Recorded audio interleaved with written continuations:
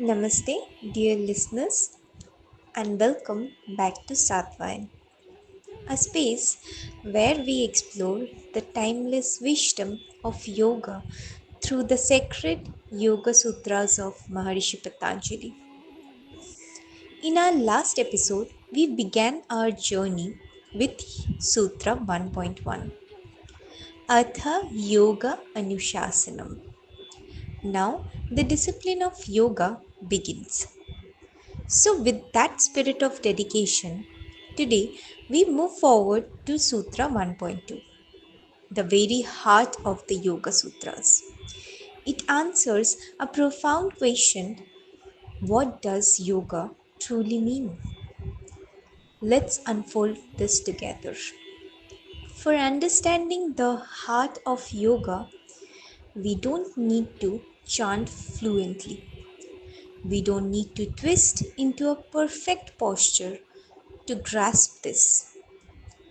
All we need is curiosity and a simple willingness to pause and look within. Whether we are just beginning and wondering, why is my mind always so restless? Or we have been practicing for years. This sutra is speaking directly to us. Yoga, Chitta, Vritti, Nirodhah. Yoga is the cessation of the fluctuations of the mind stuff. Such a simple line, and yet it holds a vast ocean of wisdom.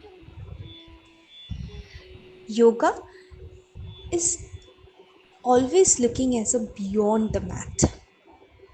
When we look through Maharishi Patanjali's eye, yoga is not simply the union of Jivatma, the individual soul, with the Paramatma, the supreme soul, as often we thought.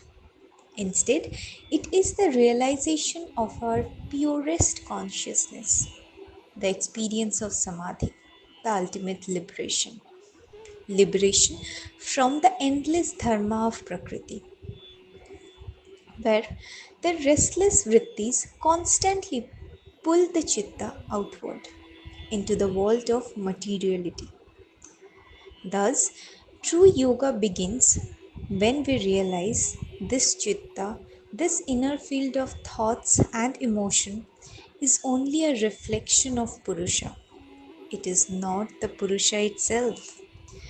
When our chitta is crowded with endless thoughts, it becomes entangled with Prakriti, the ever changing material world. Always pushes us into the new cycle of karma, good, bad, or somewhere in between. And as we walk deeper into this journey, we begin to experience the true essence of yoga. The stillness of Maharishi Patanjali, so beautifully portrayed, he defines yoga is not as movement but as stillness, not just of the body but most importantly of the mind. Yoga as a way of living. So, yoga is not limited to downward dogs or headstands. It is the art of stilling the waves of thoughts. True yoga happens off the mat, 24 hours a day, 7 days a week, 365 days a year. In our conversation, our responses, our awarenesses, and throughout the day. And now, exploring the chitta, the inner field of consciousness. The chitta is the subtle field where all our thoughts, emotions, memories, ego, intelligence arises. We can think of it as a canvas of our inner world. It composes of 17 elements. Manas, which is reactive mind, Buddhi is the discriminating intelligence. Ahamkar is the sense of I-ness or ego, along with the 5 sense organs, 5 motor organs, and 5 pranas. Together, they shape our experience of life, our personality. Chitta, also known as personality complex. But always remember, Chitta is an instrument. It is not our true self. The seer, the Purusha, pure, unchanging consciousness, watches Chitta all. Meanwhile, Chitta is constantly shaped by the three gunas, constantly changing by those gunas. Sattva gives clarity and stillness, Rajas gives activity and restlessness, Tamas gives inertia and confusion to the Chitta. Thus, mastering the Chitta is the beginning of mastering our life. Now comes on Vrittis. Understanding Vrittis is like a waves. It's like a very important part in Maharishi Patanjali's Sutra. Why? This is a wave of the mind. It's a countless waves of mind. Vrittis are the ripples on the surface of the mind. Thoughts, emotions, memories, desires, fears. Imagine, imagine this is with an example. We are trying to read a beautiful book, but the TV is blurring. Our phone keep buzzing. That constant noise, that is the Vritti. And yoga is the art of gently quietening those noise. Now comes to the Nirodhah. Nirodhah is not equals to suppression, a crucial point in Yoga Sutra. Maharishi Patanjali does not tell us to suppress the mind. He invites us to still it, not through force, but through gentle awareness. It's like calming a restless child, not by shouting, but by lovingly holding them close. Let's understand this with an example. Have you ever tried to sit still only to find your mind racing like a browser with too many tabs open? Thoughts keep popping up one after another, pulling your attention in every direction. That's the mind in motion. Now imagine you gently closing each tab one by one until your screen is completely clear.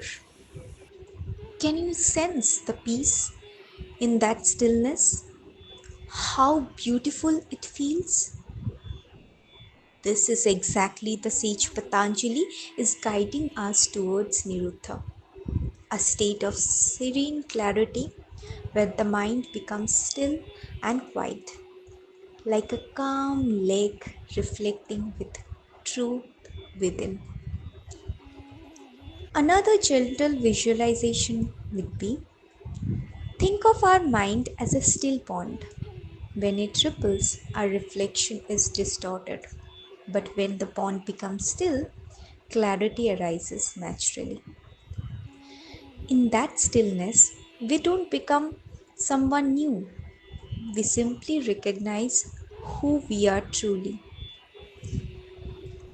Let's pause for a moment together. Let's take a breath. Take a deep breath. And let's notice how our mind feels right now. Is it fast? Is it slow? Is it calm or busy? Just observe it. This simple moment of observation without judgment is yoga. Chitta, a dynamic living field. The mind is naturally very dynamic. It's not a fixed thing, but a field that shifts and flows, shaped by those gunas, those three gunas. Yoga helps us to move from changing the nature of Prakriti to the unchanging truth of Purusha. When the waves of Vritti settle, what remains? stillness, peace, truth. That's the samadhi only, the ultimate goal of yoga. So, here is the key takeaway: yoga as a technology of transformation. Everything that we do, everything that we say, every gesture, every word is essentially an expression of who we are. It comes out of us as a reflection of our current state. But yoga is not about polishing that surface. Yoga is about deep inner transformation. It does not just make us behave differently, it helps us become different. It's about breaking old patterns, rebuilding our inner foundation, living from stillness, not from reaction. We don't act better, we became better, naturally, effortlessly. Now, the closing reflection would be: understanding suffering is easy, but mastering the mind, that is the real journey. Yoga is not limited to the mat. It is present in every moment that we choose stillness over reaction. Pause and reflect with me. Today, let's ask ourselves, where are vrittis pulling us? Can we pause for just one breath before reacting? One breath, one conscious choice. Let's notice what shifts inside.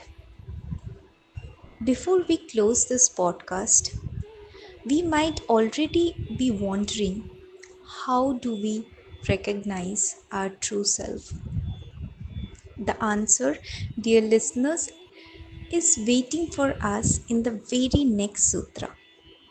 In our next episode, we will journey into Sutra 1.3, where we meet the seer, our own pure, unchanging self, Purusha.